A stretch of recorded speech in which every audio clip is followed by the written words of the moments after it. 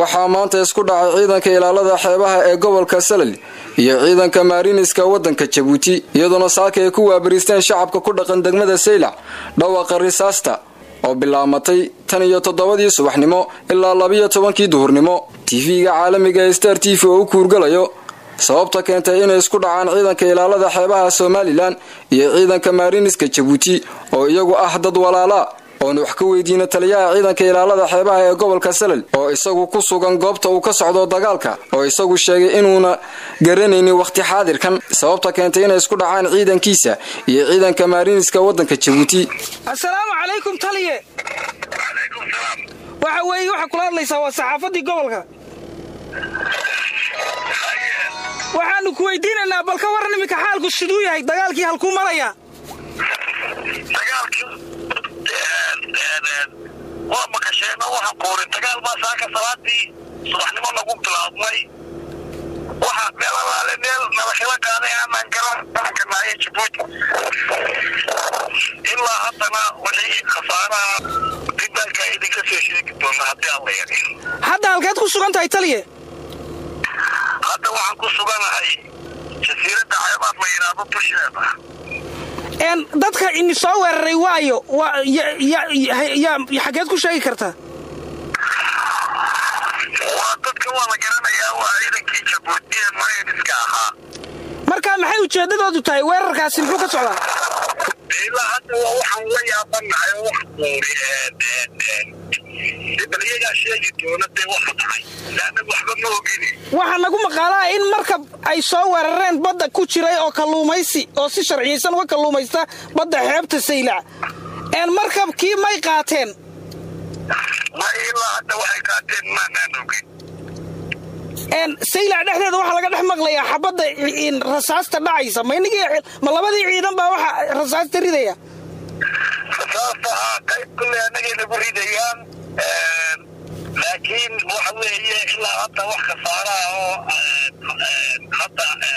xagga dahayiga ma jiraan wallahi ilaahay waa kala jirade waxaan wayaab oo dagaalkan waxaan qooy dawladan saaxiib maxay waxaan dagaalka inta la ku kalifay baan ilaa hadda garanay aweeyad madaxdii sare la hadlaysa هذا ولي واحد جوابه ما هي معنا قلنا waa noo soo socdaa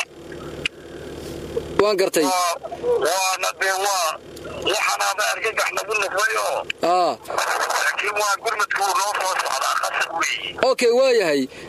TV-ga caalamiga Star TV isagoo ku urgalaya xaaladan maanta ka dhacday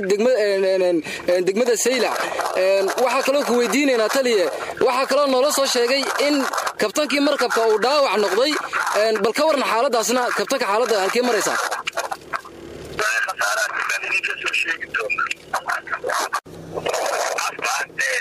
nabadgelyada Djibouti saaka sagaalkii subaxnimo ayay laabatay waxa weeyaan waa ankaasay tegi noqonaysaa dadka maatada waxa laba dhacayo waa maqlaysaan ataleriga waxa loo adeegsanayo marka waxa weeyaan Djibouti astaanteedii nabadgelyada saaka sagaalkii subaxnimo laabatay Djibouti aan weerartay waxay nagu weerartay 6 tiknika afar yar iyo laba waaweyn oo gaadiidka waaweyn tiknikada xambaarsana degdega ma aanan helin mar dambe mooyaane ilaa imika hadda ayna soo gaadhan ciidanka gurmadkiisa dambe inta ka horeyso oo dhan waana garaacayeen markabku dhammaan waa jajabay xabad waa la dhaceen annakana waa adiga arkaya qoriyahayagii iyo laba askari baad ku saarnaydeen laba askari baan ku saaray gurmadku goorma soo gaaray gurmadku wuxuu soo gaaray bacda 2 saac ka hor ayuu soo gaaray marka waad ka difaacdeen oo marka difaacayay dhimashadeedina waa arkaysan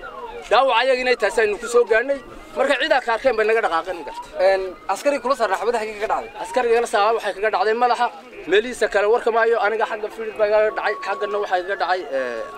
xabad qabow ay ku dhacday waa tan